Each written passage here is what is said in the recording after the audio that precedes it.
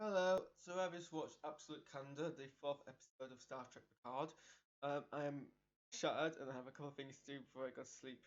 I'm get up for work, so I'll make this as succinct as I possibly can because I don't have much to say. This episode is helpful, but I know this isn't relevant at all to this video, so I'll just get out of my system straight away. But how did I not realize that Santiago Cabrera was in Merlin? Um, the first time I've seen anything with Cabrera in was in The Musketeers, which I absolutely adored. As a BBC historical drama right up until the penultimate episode, and then they did that weird thing where they ruined the whole series by having a very poorly executed finale. But he was one of the most he was one of the most interesting characters in the entire. His acting was phenomenal. I loved him in that. I've only just started watching Merlin. Whoa, whoops. Probably, but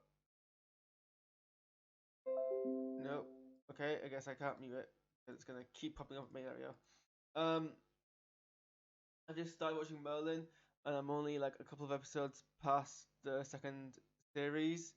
Um, so I've only seen. There's only been one episode where I've seen him in it as Lancelot, and I absolutely didn't realize it was Santiago Cabrera. I mean, maybe it has something to do with what he was in Merlin until 2010, and then Musketeers was 2000 and enough. 4 years isn't enough time. I mean, I recognize all the other guest actors in it.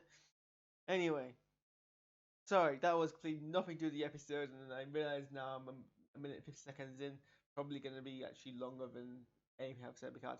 Yeah, my concern about Picard at the moment is we're 4 episodes in what's a 10 episode season, which is, short for Star Trek season. Star Trek seasons are usually, I'm pretty certain, usually 20 episodes long. Let me just grab. Yeah, so season 5 of Next Generation, just because I'm grabbing a random link I have open here, was 26 episodes long. Um, it's probably normal for Star Trek for American TV. I mean, 10 episodes would be normal for British TV.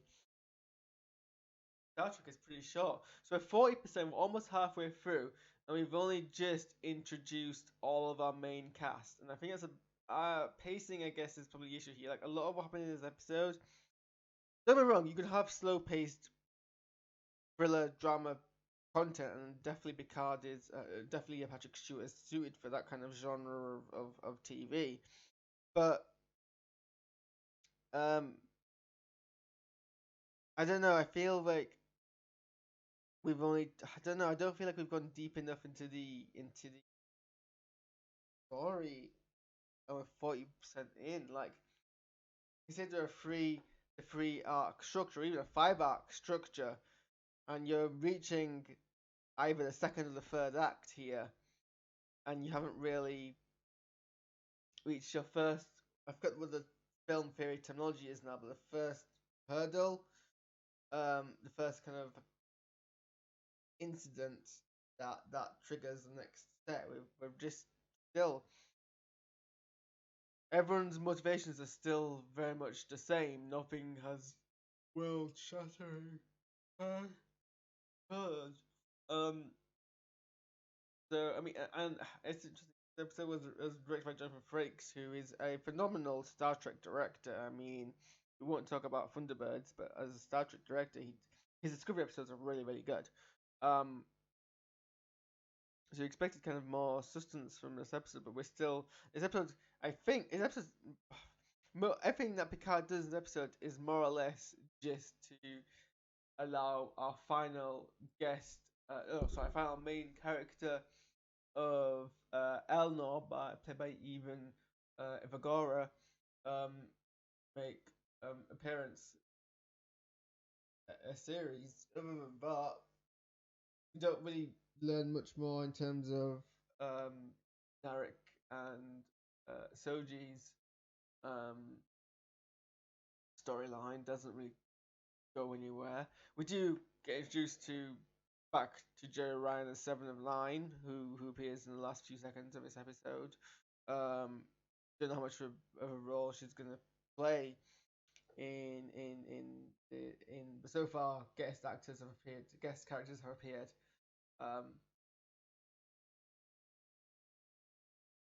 In but one episode so far. Obviously, I'm Merlin, she's gonna make a more substantial appearance in the following episode, but we'll see about that. But yeah, we're still like a lot of build up, and we're 40% in, and that's kind of concerning. Also, the rule of melee hand-to-hand combat in a universe where you know projectiles are a thing always really bothered me. Like I get it's probably a cultural / symbolic, thing, but look, there's nothing wrong with being very, very apt at hand-to-hand combat like Alnor is, but if you also then don't carry around a ranged weapon in a universe which relies on ranged combat, you're kind of screwing yourself over there. So hopefully, it really annoys me when we have melee-only characters in sci-fi. Sorry, it really annoys me. Like the Jedi get a pass because they have telekinesis, but everyone else, you're on thin, shaky ground, and that includes Katana carrying Romulans, if I'm quite frank. But yeah, no, I mean, I'm still, I really want the next episode to come along so we see where it goes next, and I'm loving the kind of furthering of the mythos, but God, we need to speed up a bit. That's my take. I'm gonna. Well, I'm not gonna sleep because I've got like 4 things left on my to-do list, and it's almost midnight. I'm gonna deal with that. Deal with the current abuse I'm getting on Facebook because I dared made a comment on social media posts in public. That's my life. So thanks for listening to this 7-minute diatribe, and I'll see you guys. That's the wrong thing.